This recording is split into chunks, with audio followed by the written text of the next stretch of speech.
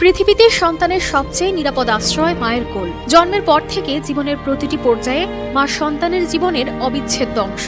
মায়ের চোখে পৃথিবী দেখা, মায়ের হাতে ভর দিয়ে হাঁটতে শেখা, আবার কখনো একটু ভয় পেয়ে মুরগির ছানার মতো মায়ের বুকে লুকিয়ে পড়া। বলা হয় মায়ের সঙ্গে সন্তানের সম্পর্ক পৃথিবীর একমাত্র স্বার্থহীন সম্পর্ক।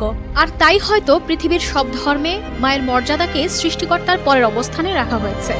তবে এত কিছুর পরও কখনো কখনো সেই মাই হয়ে যান সন্তানের প্রাণঘাতক। এমনই এক হৃদয় বিদারক ঘটনা ঘটেছে চুয়াডাঙ্গার আলমডাঙ্গায়। নিজের 7 বছর বয়সী কন্যা সন্তানকে শ্বাসরোধ করে হত্যা করেন মা পপি খাতুন। হত্যার পর নিজেকে বাঁচাতে সাজান নাটক। বিদ্যুৎ স্পৃষ্ট হয়ে সন্তান মারা গিয়েছে এমনটা বোঝাতে গলায় জড়িয়ে রাখেন মোবাইল ফোনের চার্জার। এ নিয়ে সোমবার জেলা police super RM Faizur Rahman press briefing করেন। আমাদের যেহেতু প্রাথমিকভাবেই সন্দেহ হয়েছিল, বিশেষজ্ঞ চিকিৎসকের যে মতামত ছিল শ্বাসরোধ করে হত্যা, আমরা সেই ধারণাকে আমাদের আরো বর্ধমান করে এবং বিশেষজ্ঞ মতামতকে কোনোভাবেই অ্যাভয়েড করার সুযোগ নেই।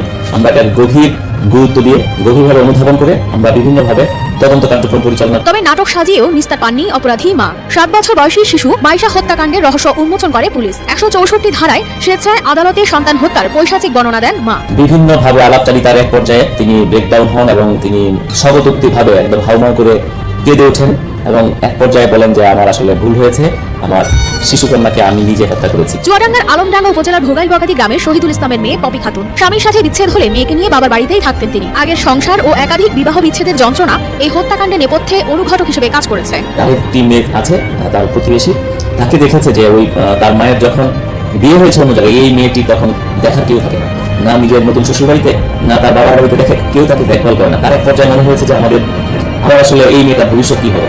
তো তিনি এই বিভিন্ন চিন্তা ভাবনা করে যে মেয়ের জন্য পরবর্তী সময় কষ্ট করতে না হয়, আমি তাকে শেষ করে দিই। এবং তার সাবেক যে স্বামী ছিল তার উপরেও তার অনেক রাগ ক্ষোভ ছিল। গত 29 ফেব্রুয়ারি সকালে আলমডাঙ্গা উপজেলার ভোগাইল বগাদি গ্রামের মাইশা খাতুন নামে ওই শিশুর মৃত্যু হয়। মোবাইল চার্জার নিয়ে খেলতে গিয়ে বিদ্যুৎ স্পৃষ্ট হয়ে মারা যায় বলে মা সবাইকে বলে বেড়ান। পাষণ্ড মা পপির চিৎকারে প্রতিবেশীরা এগিয়ে আসেন। পরে তাকে উদ্ধার করে চুয়াডাঙ্গা সদর হাসপাতালে নিলে কর্তব্যরত চিকিৎসক তাকে মৃত ঘোষণা করেন। ময়নাতদন্ত রিপোর্টে উল্লেখ করা হয় শিশুকন্যা মাইশাকে শ্বাসরোধ করে হত্যা করা হয়েছে। বিদ্যুৎ স্পৃষ্টে মৃত্যুর প্রমাণ পাওয়া যায়নি। এরই ভিত্তিতে গত 3রা মে নিহত মাইশার নানা শহীদুল ইসলাম বাদী হয়ে আলমডাঙ্গা থানায় অজ্ঞাতনামাদের আসামি করে হত্যা মামলা দায়ের করেন।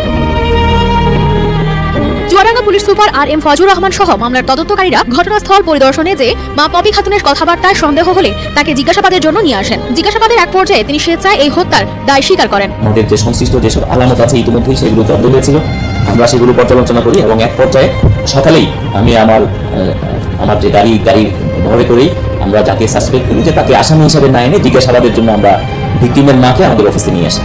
পপির মতো এমন পাষণ্ড মা আর কোনো সন্তানের ভাগ্যে না জুটুক, এমনটাই প্রত্যাশা স্থানীয়দের।